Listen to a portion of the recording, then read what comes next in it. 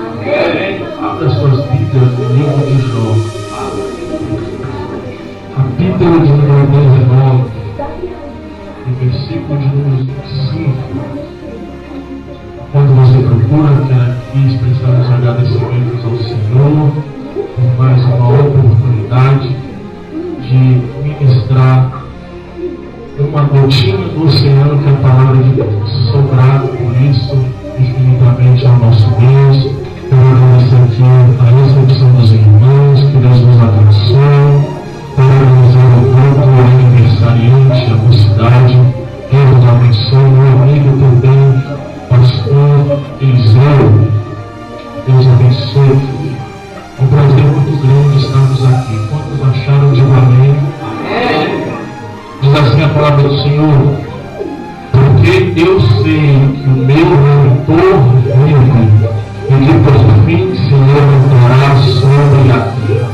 Vou cantar já com o Senhor, repita comigo. Amém? 1, 2, 3. Porque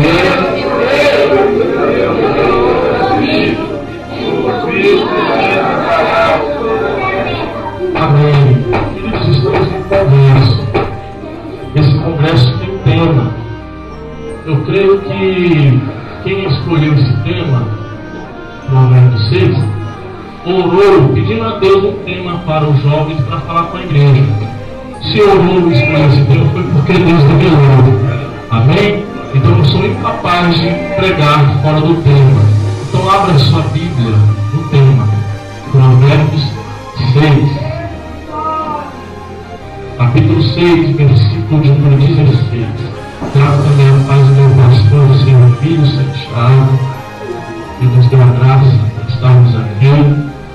No palavra do Senhor, estas 6 coisas aborrecem o Senhor, e a 7ª, a sua alma abomina: olhos altivos e língua mentirosa, e mão que derramam sangue inocente, e coração que maquina pensamentos viciosos, e pés que se apressam a correr para o mal, e testemunha falsa que profere mentiras, e o que semeia contenda entre os irmãos.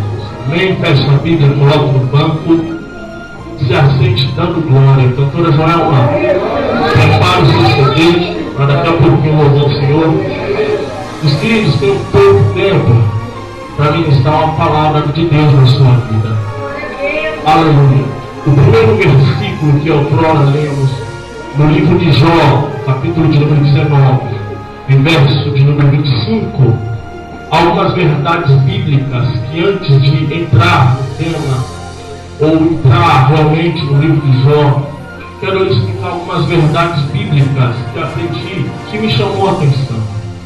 Jó, ele disse isso, porque eu sei que o meu Redentor vive, e que por fim se levantará sobre a terra. Ele disse isso no formato poético. O livro de Jó é conhecido como um dos livros poéticos da Bíblia Sagrada. O primeiro pregador pode até não parecer, porque se você vê o livro de Jó, começa bem. O meio dele é só luta, deserto, mas só que quando Jó estava na cinza, em as suas mãos estava um caco de telha, para que ele viesse se raspar, e teve, aleluia, de receber 3 amigos que vieram lhe convidar, que vieram lhe visitar, para ver o que realmente Jó estava passando. Quando esses 3 amigos chegaram, esses 3 amigos e Jó conversaram de uma forma, no estilo poético. É por isso que o livro de Jó é considerado como um dos livros poéticos da Bíblia Sagrada. Mas não é somente o livro de Jó que é considerado como um dos livros poéticos da Bíblia Sagrada. O livro de Salmos é um dos livros mais conhecidos como o livro dos Cânticos, e um dos livros poéticos da Bíblia Sagrada. O seu escritor da boa parte das poesias do livro de Salmos se chama Davi. Davi teve, aleluia, a capacidade de compor e a inspiração de fazer 73 capítulos poéticos da palavra de Deus. Outros livros poéticos que encontramos na Bíblia é o livro de Provérbios, o livro de Eclesiastes e de Cantares de Salomão. Quem é o escritor é lógico, Salomão, o homem nessa terra teve o prazer de ser pisada pela planta de seus pés. E uma certa feita, Salomão faz uma poesia dissertativa, advertindo os jovens da igreja, dizendo: e essas 6 coisas aborrecem ao Senhor. E não se esqueça que a sétima, a sua alma abomina. Aleluia! O que é poesia, pregador? Vou te dizer, poesia é uma coisa linda de se ouvir. Poesia é coisa linda de se escutar alguém recitar. Observe, poesia é você ler 1, 2, 3 vezes e já entende o que Deus quer falar. Poesia é fácil de se decorar. Se você parar alguém na rua e pedir para que ele venha lhe dizer algum versículo ou capítulo da Bíblia Sagrada, com certeza ele vai te dizer algum versículo poético. Se você for num culto como esse, que é um congresso de 3 dias, e observar cada jovem que subiu aqui, ou cada irmão, com certeza eles falaram alguns versículos poéticos. Por que, pregador? Porque é lindo de se ouvir, meus filhos. É fácil de se entender, é fácil de compreender. Deus falava com o seu povo e ainda fala no estilo poético, porque é fácil de se entender. Não precisa de muito quebra-cabeça, não precisa se aprofundar muito em teologia para entender o que Deus quer falar com a sua igreja. E aleluia, quem não conhece de cor e salteado aquela poesia lá no livro de Salmos, capítulo de número 3, que diz: deitei e dormi, acordei porque o Senhor me sustentou. Quem é que não sabe de cor aquela poesia lá no livro de Salmos, capítulo de número 23, que quando Davi foi fazer ele olhou para as ovelhas, olhou, aleluia, para as águas tranquilas, olhou para os lindos pastos verdejantes, tirou da sacola sua harpa e começou a toar o seu com a linda poesia, dizendo: o Senhor é meu bom pastor, nada me faltará. Deitar-me fazer verdes pastos e guia-me mansamente a águas tranquilas. Quem é que não sabe aquela linda poesia que está no livro de Salmos, no capítulo de número 91, que toda vez que Davi estava com medo, ofuscado, angustiado, ele começava a fazer uma linda poesia em formato de oração, dizendo: aquele que habita no esconderijo do Altíssimo, a sombra do Onipotente descansará. Que eu não Senhor é meu Deus, meu refúgio e a minha fortaleza. Alguém de meu Deus, todo mundo sabe, todo mundo conhece o ciclo poético, e creio que nesse ferramenta de congresso aqui tem verdadeiros adoradores que estão com o coração cheio, todos para jogar a mão para cima e entrar ao Senhor com a linda poesia em formato de adoração. Se é verdade, joga a mão para cima e dá um grito de glória.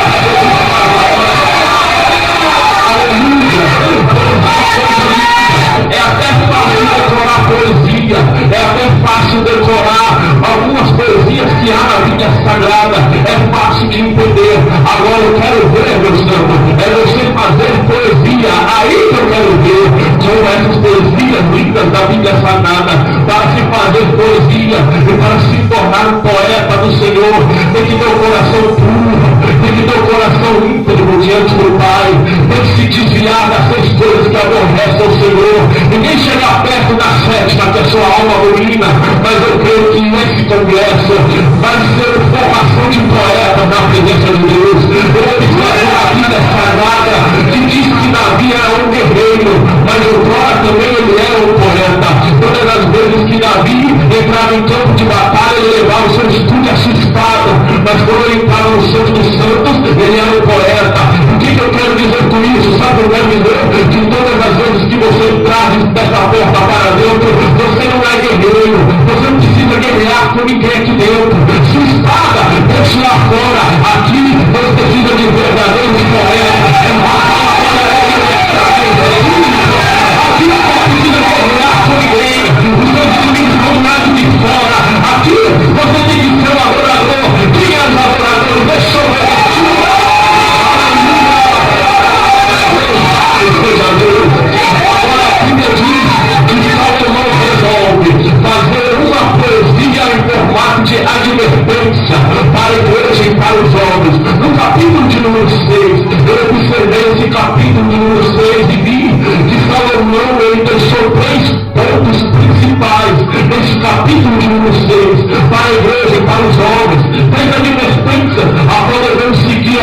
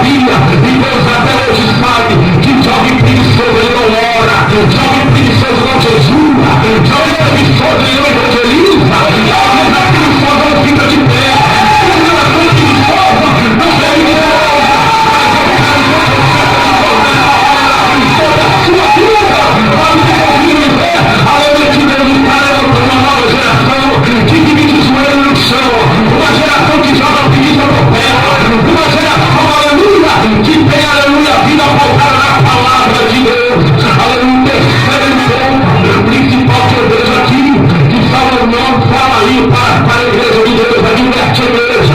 Está no versículo 16 até o versículo de número 19, que é o tema que vocês almejaram, que Salomão diz para a igreja: encontra a maldade, para a igreja encontra essas coisas que aborrecem ao Senhor. Eu observo na Bíblia muitos homens que que causaram nervoso ao Senhor, que aborreceram ao Senhor, aleluia, que a sua alma adominou. Mas eu vejo um homem na Bíblia Sagrada que não aborreceu a Deus, mas sim aborreceu o diabo. Sabe o que viemos fazer aqui, meu Senhor? Não aborrecer a Deus, mas sim aborrecer o diabo. Nós não estamos nessa terra para aborrecer o irmão que está do lado. Nós não estamos nessa terra para aborrecer a Deus, mas estamos aqui para saciar o certo e ganhar a hora para o Senhor. Estamos aqui para esvaziar as profundezas do inimigo e ser o sepulcro, aleluia, a igreja do Senhor. Observo na Bíblia Sagrada esse homem que teve a capacidade de entoar uma linda poesia quando ele estava na prova, quando ele estava na luta. Ele disse para os seus amigos: imagine que os seus amigos de Jó, os amigos de Jó olharam para Jó e falaram: Jó, você perdeu sua casa, você perdeu seus filhos, você perdeu sua parentela, você perdeu todo o seu rebanho. Como é que você ainda está vivo? Como é que você ainda respira? Por que você ainda está de pé, mesmo estando com essa doença? Imagina, segundo a Bíblia fala de Jó, levanta a mão para cima e fala: olha, eu só sei uma coisa, porque de tudo isso me sobreveio, eu não sei mais de uma coisa eu sei, que o meu Redentor vive, o meu Redentor vive, e por fim se levantará sobre a terra. Olha lá, o livro de Jó já começa de uma forma espetacular, uma forma que todo mundo adora. A Bíblia diz que Jó, ele era o maior da terra de Luz. A Bíblia diz que maior do que Jó não tinha. A Bíblia diz que Jó, ele era o possuidor de maior animais da fazenda. Ele, ninguém tinha igual. A Bíblia diz que todos que olhavam para Jó obtinham ter uma vida semelhante a de Jó, mas não conseguia. O que Jó tinha, pregador, vou te dizer, ele amava tanto a sua família. Ela era composta por 7 filhos e 3 filhas. Jó zelava da sua família. Jó, aleluia, zelava por eles. Jó amava a sua família. Outrora pelos seus bens materiais. Jó, ele era dono do maior rebanho de ovelhas. Já tinha 7.000 ovelhas em seu rebanho. A Bíblia diz também que Jó, ele era dono da maior manada de camelos. Ele tinha 3.000 camelos. Ele era rico. Ele não precisava pedir camelo emprestado para ninguém, porque ele tinha para emprestar. A Bíblia diz que ele era dono de 500 juntas de bois e de 500 jumentas. Jó era o maior fazendeiro da época. Jó era tão abençoado que na terra do Oriente ninguém ficava desempregado, ninguém passava necessidade. Além de ele ser abençoado, ele abençoava o próximo. Imagino que quando existia um pai desempregado, sem ter que dar o que comer para os seus filhos, só era ir bater na porta de Jó. Olha, Jó, estou desempregado. Já falava: meu filho, não tem problema, aqui tem trabalho de sobra, entra, você vai empregado. Mas quando alguém queria fazer uma longa viagem, não ia de pé, só ia ir alugar um camelo de Jó para transportar a sua carga. Jó era abençoadíssimo. Eu te falei que Jó era abençoado na parte material, mas a Bíblia nos diz que Jó, ele era abençoadíssimo na sua vida espiritual. Observe só nas igrejas de hoje. Olhamos para os crentes, alguns estão bem espiritualmente, mas a sua vida materialmente está lá embaixo. Observamos alguns homens ou alguns crentes, sua vida material está bem, mas a sua vida espiritual está ruim. Mas a vida de Jó, ela era balanceada. Jó era bem na vida material e na vida espiritual. Por quê, pregador? A Bíblia diz que Jó, ele fazia algo diferente. Ele tinha um diferencial em sua vida. A Bíblia diz que toda madrugada ele se levantava, pegava cada animal, representando cada um da sua família, e ia oferecer um holocausto ao Senhor. Jó ia lá, fazia o altar, matava os animais, tocava fogo para expiação do pecado. E quando Jó orava, ele dizia assim: ó Senhor, eu sei que eu não pequei, eu sei que eu não blasfemei, mas quem sabe os meus filhos tenham pecado, quem sabe a minha casa tenha murmurado contra o Senhor. Sabe o que dizia isso, meu santo? Sabe o que significa? Jó zelava pela sua família. E eu vejo outras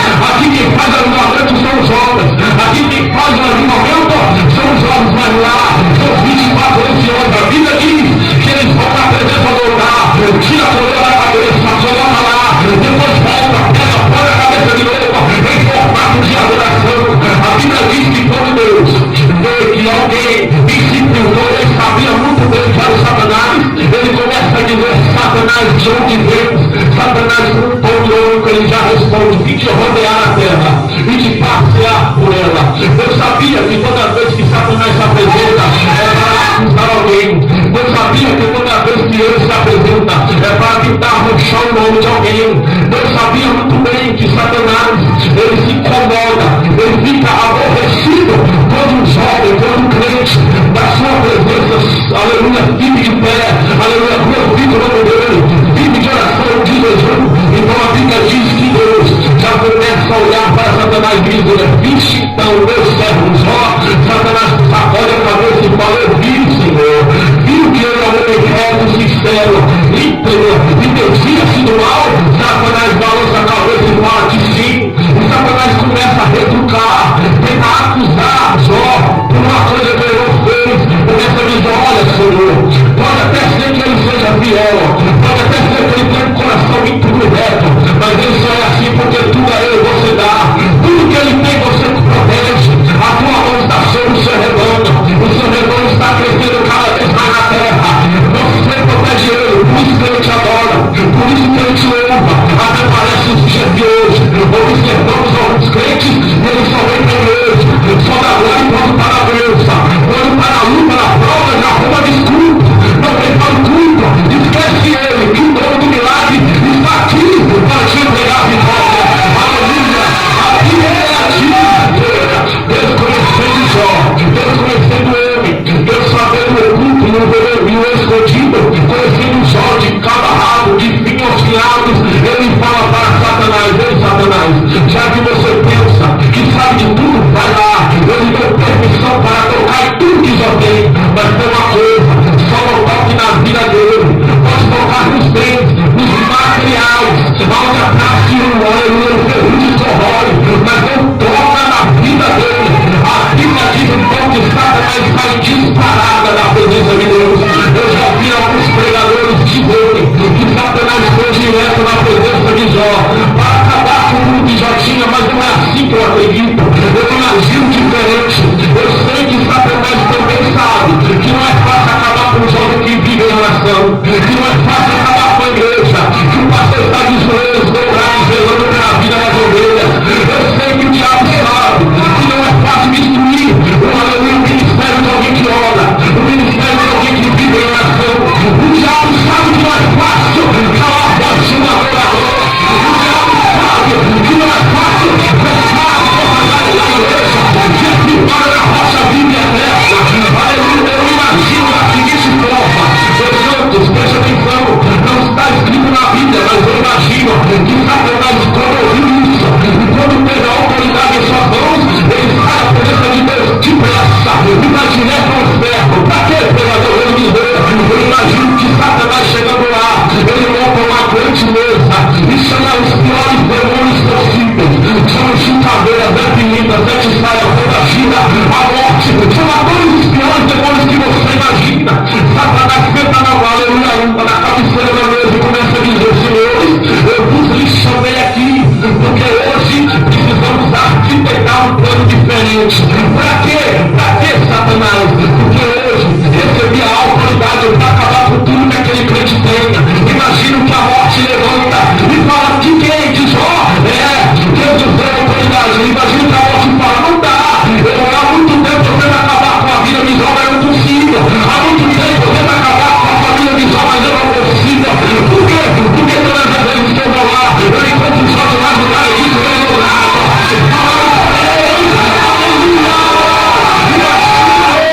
Que Satanás não fala: olha, mas agora é diferente. Mas agora aquele que protege ele nos deu autoridade, nos deu permissão. Então precisamos montar, arquitetar alguma coisa nova para acabar com a vida daquele jovem, para acabar com a vida daquele irmão, para acabar com a vida do pastor. Imagina que a morte de novo se levanta e fala: Senhor, deixa eu falar, fala, morte, o que você quer? Deixa eu fazer esse serviço. Faz tempo que eu quero acabar com tudo daquele crente, faz tempo que eu quero acabar com tudo dele. Deixa eu fazer, eu vou fazer meu feito. Imagina que Satanás olha e fala: tudo bem, vai lá, mas eu vou junto. Aleluia, a Bíblia diz que Jó estava em sua casa, enquanto isso os seus filhos estavam na casa do filho mais velho, prestando banquete. A família de Jó era abençoadíssima, seus filhos viviam em festa, mas só que enquanto Jó estava em casa, Satanás estava fazendo a arma Bíblia diz que Jó sofreu 4 ataques. O primeiro ataque, aleluia, foi os seus olhos, mas deixa eu dizer, imagina que Jó estava em casa tranquilo, sossegado, aleluia, vivendo do bom e do melhor, mas só que a Bíblia diz que chega um servo de Jó, imagino eu, aleluia, que depois que Satanás fez tudo, Satanás ficou arrodeando Jó, ficou no derredor de Jó, pronto para ver a notícia chegar até Jó, para Jó blasfemar e murmurar, pois esse era um tratado para que Jó viesse murmurar, mas a Bíblia diz que um servo de Jó chegou até Jó e falou: Senhor, posso falar? Pode, meu filho, o que está acontecendo? Não tem as teus 500 bois e as tuas 500 jumentas têm. Eles todos estão mortos. Como assim? Vieram todos os padeiros, desembanharam a espada e matou todos no teu rebanho. A Bíblia diz que Jó não falou uma sequer palavra com a primeira má notícia. A Bíblia diz que com este ainda falando, chegou o segundo servo de Jó. Senhor, posso falar? Pode, meu filho. O que está se tratando? Não tem as tuas 7.000 ovelhas? Imagino que Jó fala: e aí? Eles não voltaram? Não, Senhor. Aconteceu algo muito estranho. De repente estávamos todos lá, veio um fogo estranho do céu e matou todas as tuas 7.000 ovelhas, mas todas sim, inclusive alguns dos teus servos. Observe que na segunda notícia ruim, Jó não falou nada, Jó ficou calado.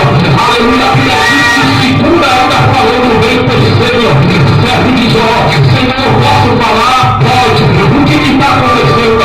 Não tem os teus 3.000 camelos? De repente vieram todos os caldeus, desembanharam a espada e matou todos os teus camelos, não sobrou nada. Inclusive, até alguns dos teus servos morreram como eu observo. Que Jó não fala uma sequer palavra. Imagina que Satanás está lá de braço cruzado, esperando Jó murmurar, esperando Jó blasfemar contra Deus, e Jó não fala uma sequer palavra. Jó descendo ainda falando, chega o quarto trazer a quarta notícia para Jó: Senhor, eu posso falar? Imagino que Jó já coloca a mão na cabeça, fala: meu filho, o que está acontecendo? Não tem os teus 7 filhos e teus filhos têm, todos eles estavam lá na casa dos teus filhos mais velhos, numa linda festa. Sim, eu sei o que aconteceu, não sei, Senhor. De repente veio um vento estranho, misturado com areia lá do deserto, encheu a casa, as estruturas não aguentaram, a casa caiu e matou todos os teus filhos. Imagino que Jó, aleluia, recebe essa má notícia da sua família, que estavam todos mortos, não sobrou nenhum. Imagino que Satanás olha e fala: agora ele vai murmurar, a família dele morreu, seus filhos morreram,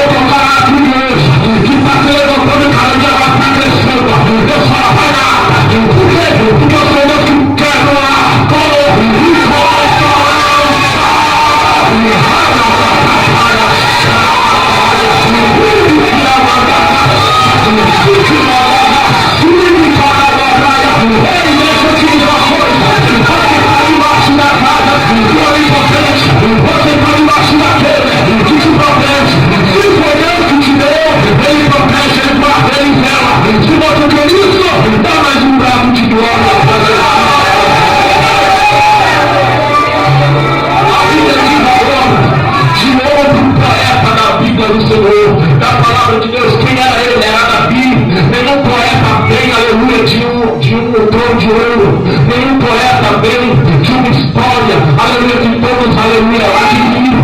Nenhum pregador nasce em berço de ouro. Nenhum pregador começa a pregar num púlpito bonito que nem esse. Nenhum pregador começa a pregar numa igreja avivada como essa. Nenhum cantor já grava CD de última hora, não. Passa por um processo, passa por uma luta, para aprender a dar valor quando a vitória chegar. E assim foi com o poeta chamado Davi, lembra dele? Aleluia! A Bíblia diz que esse não tinha história, esse não tinha chamada, esse não tinha nada. Mas a Bíblia diz no livro de Samuel, 1 Samuel, que Deus então usa o profeta Samuel de uma forma extraordinária. Fala, profeta Samuel, se levanta, enche o teu vaso de azeite e vai lá para Belém. Por quê? Porque eu provide um novo rei para Israel. Observe, enquanto você senta na prova, enquanto você está no pasto, guiando as ovelhas do Pai, Deus está de olho em você. Enquanto você está por ali, Deus está de olho em você para te levar. Enquanto você passa na sua rua e vê vários jovens que não andam, Deus está te preparando para você levar a palavra lá. Enquanto você está aqui, enquanto o seu marido está em casa, hoje Deus está te remetindo para quando você chegar lá, você profetizar para ele. E amanhã ele vai estar aqui dando glória junto com você. A Bíblia diz aleluia. A Bíblia diz que lá vai Samuel para onde? Para a casa de Jessé. Chegando lá na casa de Jessé, aleluia, Samuel fala então tratado, sacrifica o Senhor, oferece o Senhor sacrifício com Jessé e junto com seus filhos. Jessé sabe por que Davi foi fazer lá, aleluia, Jessé sabe o que Samuel foi fazer lá, para ungir o futuro rei de Israel. Agora imagina você, o pai e a mãe, quando vê o filho ali nessa tribuna, cantando ao Senhor, a mãe fica alegre, fica contente, quando o pai vê o seu filho, uma tribuna como essa, pregando a palavra de Deus, fica feliz, fica contente. Agora imagine só, o coração de Jessé, sabendo que o futuro rei de Israel estava dentro de sua casa. Ele ficou feliz demais. Imagina que ele falou, agora minha vida vai mudar. O futuro rei de Israel está aqui na minha casa. Aleluia. A Bíblia diz que Jessé corre em pé do seu melhor filho, que aparentava ser o futuro rei de Israel. Quem? Ele abre, vai abrir, meu filho é você. Apresenta, aleluia, o profeta Samuel. Com certeza, esse aqui é que Deus tem escolhido para ser o futuro rei de Israel. Qual é o nome dele? Eliabe. Por que tem que ser Eliabe? Porque Eliabe tem uma característica para se tornar o futuro rei de Israel. Porque, aleluia, Eliabe parece com o rei Saul. Eliabe, ele tem boa aparência. Eliabe tem boa estatura. Observa, Eliabe é o filho mais velho que eu tenho aqui. Então ele tem honra dobrada. Então é ele que tem que receber a bênção. É ele que tem que ser molhado de azeite. A Bíblia diz que Samuel até pensou que era, mas Deus conhecendo o coração do homem, Deus fala para Samuel, não, eu não vejo como o homem vê. O homem vê a aparência. Ninguém nem sabia que Deus queria algo novo. Deus queria algo que não lembrasse o rei Saul. Deus queria algo que não lembrasse o rei Saul. A Bíblia diz que Samuel fala, esse daí, Deus não quer, chama outro. Não é esse, sabe que ele canta. Aleluia, Jessé vai lá e pega seu segundo filho, quem? Abinadab. A Bíblia diz que Abinadab, ele era bom na espada, ele era um dos componentes do exército de Saul. Imagina que Jessé falou, olha,